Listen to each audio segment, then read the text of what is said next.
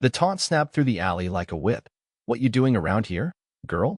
Three men, all white, mid-30s, tattoos like threats inked across forearms and necks, stepped out from the shadows behind a dumpster. Their boots echoed in the narrow concrete passage, each thud growing closer to her spine. Tasha didn't flinch. She had walked this path 100 times between her second shift at the diner and the apartment she shared with her cousin on Larchmont. It wasn't a shortcut. It was just faster, more efficient. And lately, she'd been tired of detouring around people who'd already decided what she was. Her eyes flicked to the far end of the alley, too far to run. She had her pepper spray buried somewhere in her tote bag between stale receipts and a notebook filled with poems she never read out loud. That wouldn't help now. The man in front, shaved head, steel-toe boots, took another step. "You deaf?" he asked, a smile too wide to be friendly. "Or just uppity?" The second man laughed, cracked his knuckles like he was warming up for something unspeakable. "Bet she's got a phone," he said, eyeing her bag. "I got nothing for you," Tasha said evenly. She didn't raise her voice. Didn't move. Didn't need to. Because her dog, her mutt named Winston, half shepherd, half something scrappy and fast, was already growling. Low, guttural. He stepped in front of her, shoulders arched, tail stiff. That growl wasn't just sound. It was memory and muscle and fury, all wrapped in fur. The third man, tall and sunken-eyed, reached for something in his coat. Winston barked once. It wasn't a warning. It was a promise. The man froze. "You better back off," Tasha said quietly, her voice now edged with something steel-cut. "He's never bitten anyone. Yet." What the men didn't know was that Winston came from somewhere meaner than they'd ever imagined. He was a rescue, sure, but not from a shelter. From a house where a man used fists like greetings and silence like punishment. Winston had waited in a locked garage for 3 days after that man disappeared, until Tasha broke the window and pulled him out, bleeding and starved. Since then, he'd been hers. And he never forgot. She tightened her grip on the leash. "You want to test him?" The first man opened his mouth to speak. But Winston moved. And just like that, the air changed. Winston lunged, not wildly, not with the desperation of a dog off its chain, but with surgical precision. His paws barely touched the cracked pavement before he stopped, body coiled, jaws bared inches from the lead man's thigh. The man, Tank, they called him, stumbled back with a startled curse, nearly tripping over his own boots. The others flinched, suddenly recalculating. What had looked like an easy flex, a black woman alone with a dog and a backpack, now carried teeth. And teeth don't lie. "Jesus," muttered the sunken-eyed one. "That mutt's crazy." Tasha didn't move. Her voice was still low, almost bored. "He's not crazy. He just doesn't like the smell of rot." The second man, the one with the cracked knuckles, tried to smirk. "You threatening us, girl?" Winston growled again. A deep, bone-thick sound that made even the air in the alley stiffen. "Not me," she said. "But maybe you should ask yourselves why he's so sure you're a threat." They stared at her, 3 men bred on the myth of their own importance, their own untouchability. They hadn't expected this. She was supposed to shrink. Maybe cry. Maybe plead. That's what made it fun, right? But here she was, straight-backed, calm-eyed. And behind her, the dog from someone's bad dream, watching them like he already knew which one would run first. Tank spat near the curb. "You got a mouth on you. And you've got poor judgment," Tasha replied. "How do you think this plays out?" I scream. Someone films. You end up on TikTok as the racist who got bit by a dog for being stupid. A pause. The third man's eyes darted past her, to the street, to the possibility that someone might already be watching. Because now the moment was shifting. It wasn't just about fear. It was about shame. And shame, when exposed, turns cowards into liars. "I say we go," the tall one muttered. Tank hesitated. Winston didn't. A sudden snap, a warning bite in the air. Not contact, but so close Tank could feel the breeze from the dog's breath. That was enough. They backed off. Not with apologies, not with honor, but with the broken swagger of men who'd been seen for what they really were. Small, scared, and stupid. Tasha didn't move until they turned the corner. She didn't let herself breathe. Then she knelt, cupped Winston's face in her hands. "You knew," she whispered. "Before I even saw them, you knew." His tail wagged once. And far down the alley, the sound of a slamming car door told her the cowards had fled for now. Winston trotted ahead now, alert but calm, his head high like the danger hadn't touched him. Tasha followed, slower, her breath finally catching up with her ribs. The alley opened into a quiet street dotted with shuttered laundromats and a liquor store still lit up like it believed in customers past midnight. Tasha paused beneath a flickering street lamp. Her hand, still tied on Winston's leash, was shaking. The adrenaline always waited until it was safe to show up. She hated that. "Good boy," she murmured, sinking onto a nearby stoop. Winston sat beside her, his body warm against her thigh. She looked up, past the utility wires, to a sky that never quite went dark in this part of the city. A faded kind of night, full of things that didn't make it to headlines. "You knew before I did," she said again. Winston blinked at her, his ears twitching. She'd grown up in a world full of that kind of knowing. Her grandfather had called it second sight. Said it came from years of being watched before you even spoke. Said black folks didn't get the luxury of assuming good intentions. "You read the room before you enter," he used to say. "Because some rooms ain't meant for you." Tasha had shrugged off that wisdom in her youth, too full of herself, too eager to believe she could outthink or outwork racism.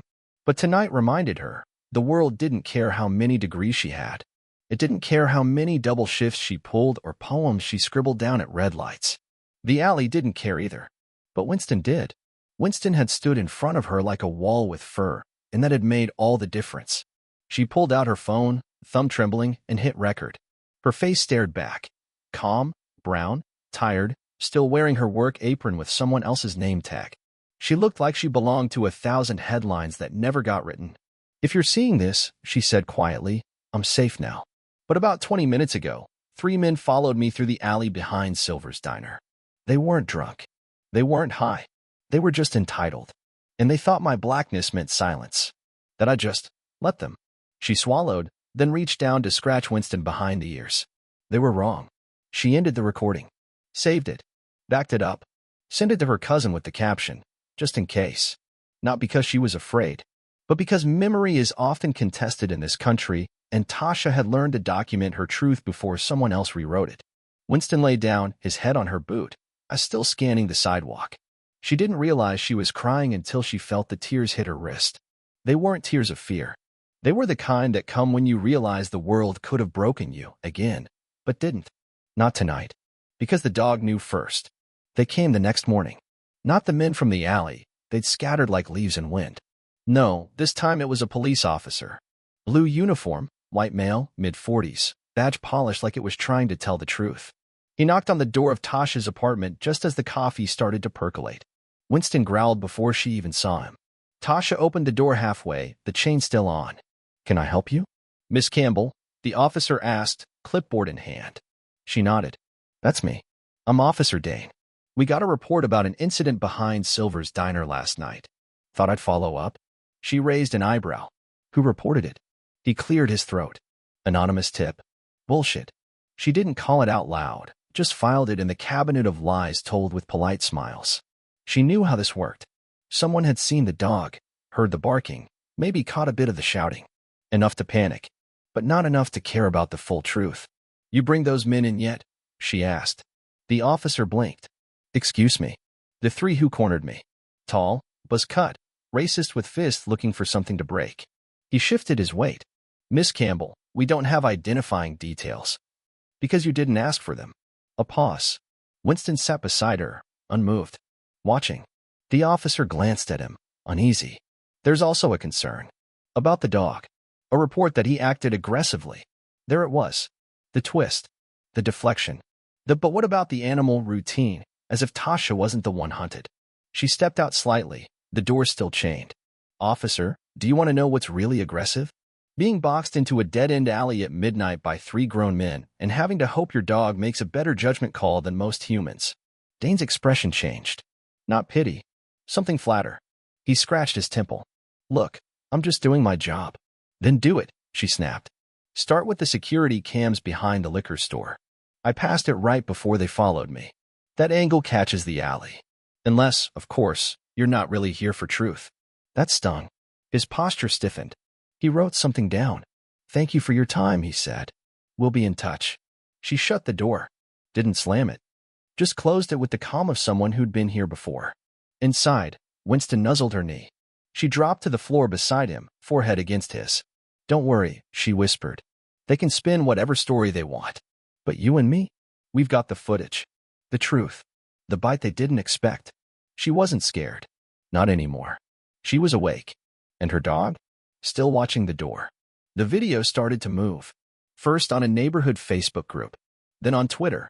Then someone clipped it for TikTok and layered a soundtrack over it. Something triumphant and slow-burning. It didn't take long before it was everywhere.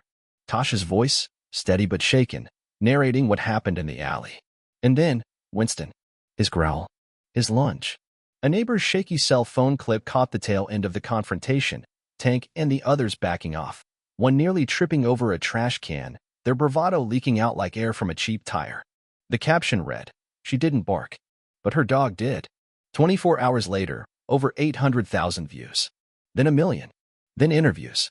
People called her a hero, a symbol, a survivor. Some begged for more footage. Others asked if Winston had an Instagram.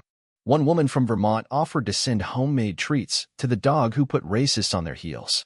But not all the voices were kind. There were trolls in her inbox. Comments that spat old poison. She probably staged it. Bet she had that dog trained for this. Where's the full video? Racism's not real. She's just playing the victim. The internet didn't want the whole truth. It wanted a performance. But Tasha didn't owe anyone an encore. She sat on her couch, Winston curled at her feet, as her cousin Jade scrolled through the latest reactions. "Girl," Jade said, "you're viral." Tasha didn't flinch. "And they think that means safety?" Jade's face softened. "No, but it means you're not invisible anymore." Tasha looked down at Winston. His tail thumped once against the hardwood. "I was never invisible. I was just ignored. There's a difference." The next morning, a journalist from a major outlet called. Then another. Then a local councilwoman who wanted to highlight her story for an upcoming community policing panel. They all wanted to frame it a certain way. The lone woman. The noble dog. The confrontation. The courage. They wanted it clean. Tasha couldn't give them that. Because it wasn't clean. It was soaked in 100 years of warnings her mother whispered into her braids.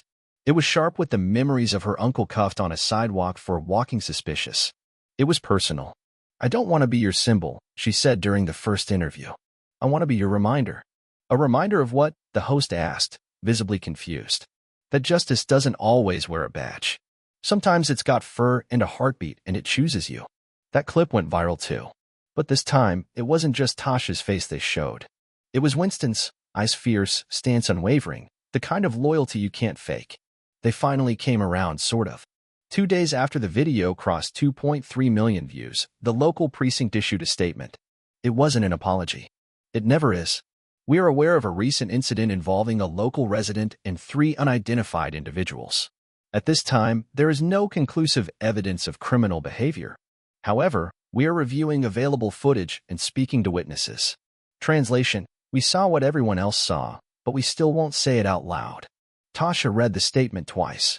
Then she turned off her phone. Because she knew better than to expect resolution. Not when truth had to trend before it mattered. Not when the law needed a public relations nudge to investigate 3 white men cornering a black woman like prey. But what she didn't expect, what caught her entirely off guard, was the woman who showed up at her door. Late 40s, caramel skin, blazer too nice for the neighborhood, clipboard in hand. "Tasha Campbell?" the woman asked, tone careful but firm. Tasha nodded slowly, Winston standing up at her side. The woman held up a badge, not a police one. "My name's Simone Harris. Civil Rights Division, DOJ. Mind if I come in?" Tasha stepped aside, skeptical. Simone walked in like someone who didn't need to be offered coffee. She didn't waste time. "We saw the footage. Not just your clip. The alley cam too. One of the liquor store owners had the feed saved to cloud backup. Someone tried to delete it." Tasha blinked. "Who?" "We're working on that. But more importantly, this isn't the first complaint linked to those men. 2 other women in the area reported being harassed. The cases went nowhere." "Of course they did." Simone pulled out a folder. Inside, photos. Tank. The cracked knuckle one. The tall, sunken-eyed one. Faces twisted in mid-laugh or half-threat. "Recognize them?" Tasha stared. "Yeah, that's them."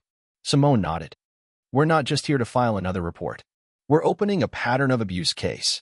These men are part of a hate group, low visibility, high activity, street-level intimidation, tied to a broader network."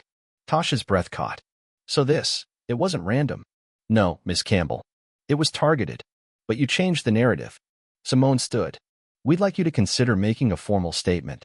It won't be easy. It'll put you further in the spotlight. But it could help us bring federal charges. Winston looked up at her, eyes patient. Tasha glanced down at him, then back at Simone. I'm not brave, she said. I was just trying to get home. Simone smiled. That's exactly why it matters. The hearing room was colder than expected. Not by temperature, though the air conditioning hummed with bureaucratic indifference, but by tone. No fanfare. No dramatic soundtrack.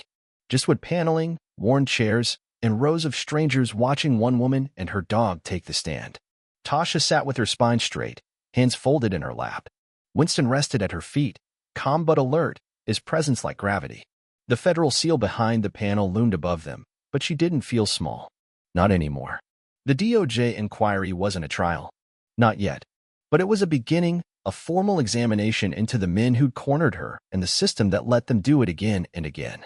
Simone sat a few feet away, flanked by federal attorneys and case files thick with unspoken history. On the opposite side, a lawyer for the city, a man with too many syllables in his title and not enough clarity in his gaze, adjusted his glasses as if they could help him unsee the footage. Tasha cleared her throat. They didn't want money, or even conversation, she said slowly, voice steady. They wanted me to feel small, quiet, afraid. She paused. I've felt all of that before. Just not this time. One of the commissioners leaned forward. Miss Campbell, can you tell us why you didn't immediately report the incident? Tasha raised an eyebrow. Because I've reported things before, and nothing happened. A hush settled over the room. Because I've watched my friends report harassment, only to be questioned like suspects. Because in this city, black women aren't protected, we're pacified. If that. No one interrupted. She glanced down at Winston. His ears flicked, eyes focused. Still listening. I didn't report it, she said, because I had already done everything right. I was walking home from work. I had pepper spray. I stayed in the light. And they still thought they had the right to corner me. The commissioner cleared her throat. And the dog? Winston. Tasha smiled faintly. He didn't wait for permission. He read the danger before I did. The city attorney stood. Miss Campbell, you understand this panel is not here to adjudicate emotions. Tasha's gaze turned sharp. No, but you're here because you failed to protect people like me for so long. Our dogs had to start doing it instead. Gasps. Murmurs. And silence again. Simone didn't look up. She didn't need to. She knew the truth when it was spoken out loud. Winston stood for a moment, tail still, gaze locked on the room as if daring anyone to challenge her. And for once, no one did. 2 weeks passed. The hearings led to investigations. The investigations led to suspensions. One of the men, Jason Tank Marsh, was arrested in connection with a separate hate crime, 2 counties over. The other 2 vanished. Online profiles scrubbed. Known associates suddenly hard to find. The usual disappearance act of cowards once the spotlight shifted. But for Tasha, life didn't return to normal. Because there was no normal left. She walked to work differently now, head higher, eyes sharper. She carried a copy of the DOJ affidavit in her bag, not for defense, but to remind herself. Her story mattered. That it had rippled. That it had forced doors open in precincts and city councils where silence had once reigned. Winston, as always, was by her side. People recognized them now. At the diner, patrons asked for selfies. A woman left a note on her receipt. You reminded me to speak up. Thank you. A little girl once whispered, you and your dog are heroes, before running back to her mother. But fame was never the goal. Justice was. Late one night, as city lights blinked through her kitchen window, Tasha sat on the floor beside Winston. She opened her notebook, the same one that had been buried under receipts the night of the alley, and finally began to write. It wasn't the bark that saved me. It was the knowing that someone, something, stood beside me and saw danger for what it was before I had to prove it existed. That's the story. Not one of rescue, but of readiness. Of instinct meeting injustice and refusing to blink. She closed the notebook, kissed the top of Winston's head. He stirred, eyes half-lidded, and let out a low, satisfied sigh. A dog at peace, but never off duty. They had asked her, again and again, what she wanted now. Would she sue? Would she run for office? Would she write a memoir? Tasha smiled each time and answered the same way. I'm staying visible. Because sometimes survival is the revolution. Sometimes staying seen is the strike. And sometimes the one holding the leash is the one pulling justice forward, one step at a time. It wasn't over. You don't dismantle a system with a dog and a phone clip. The backlash came quiet at first. Coded emails from supposed concerned citizens, thinly veiled threats in her inbox, flyers taped to her building overnight that read, "Don't believe everything you see." Her landlord suddenly started talking about rent increases. The diner owner suggested maybe she take a leave, just until things settle down. "You mean until I'm less visible," she'd said, folding her apron. But she didn't leave. Instead, she applied for a permit, filed paperwork, and with help from Simone and a few allies in City Hall, she founded something no one expected, the Sentinel Project, a citywide initiative to support women and marginalized folks targeted by street harassment. Legal aid, dog training scholarships, know your rights seminars, streetlight mapping, all funded by a community crowdfunding campaign sparked by one simple truth. Winston had seen what others didn't. The launch event was held in the same alley where it all began. Cleaned up now. Murals replacing the graffiti. Lights fixed. Cameras upgraded. A stage was set near the back wall, and folding chairs lined the sidewalk. Tasha stood beneath a banner that read, "We don't wait to be protected. We learn to protect ourselves." Winston wore a new harness, embroidered with gold thread that read, "Guardian." In the crowd were survivors, advocates, journalists, skeptics too. One reporter asked if she worried she was overstating the moment. Tasha smiled. Only people who've never been cornered ask that question. The applause was slow but strong. But not everyone clapped. At the edge of the crowd, two men stood in shadows. One wore a hat pulled low. The other, tall and angular, stared too long. Tasha noticed. Winston noticed sooner. He growled once, low, unmistakable. The men turned away. Simone approached, phone in hand. "Recognize them?" Tasha nodded. One might have been there that night. Simone snapped a picture. "We'll find out." Later that evening, as the crowd dispersed and folding chairs were stacked, a young girl came up with her mother. The girl held out a sketch, a drawing of a black woman with a cape and a dog beside her, teeth bared, tail high. "This is you," the girl said. "My teacher said heroes wear uniforms. But I think they wear hoodies, too." Tasha knelt, took the paper with both hands. "Sometimes," she said gently, "the hood is the armor." She looked at Winston, and he nodded. In that way only a dog who knew everything could. The envelope arrived with no return address. Plain manila, heavy, sealed tight. It was slipped under Tasha's door early on a Monday morning, before dawn had burned the fog off the sidewalks. Winston whined the moment she touched it.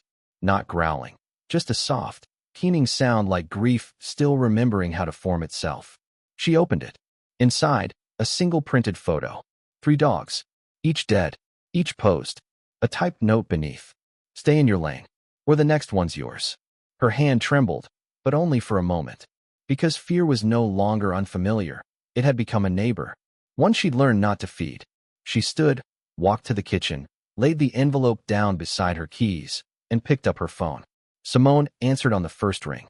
"I'm sending a team." Tasha nodded. "Tell them to bring more than cameras. I'm done collecting evidence. It's time we collect names." Within the hour, federal marshals arrived.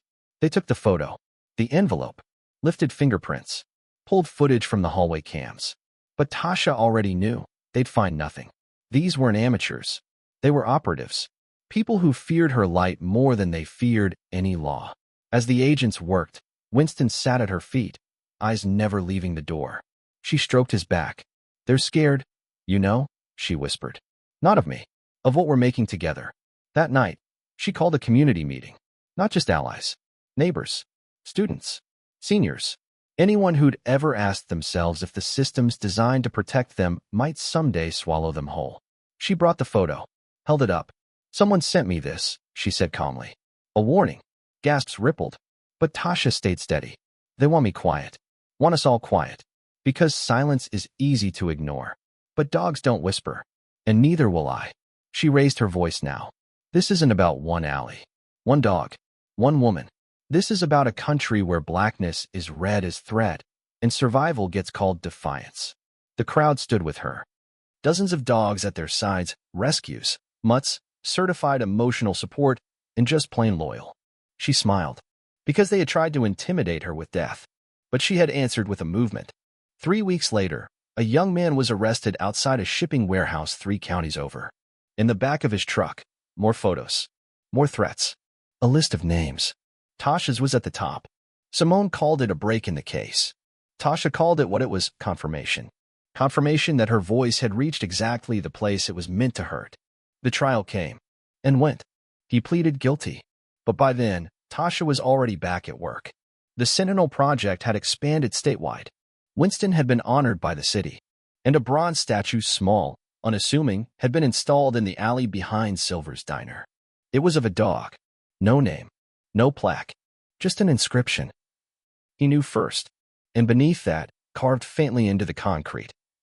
Some protect with power, others with presence. He did both.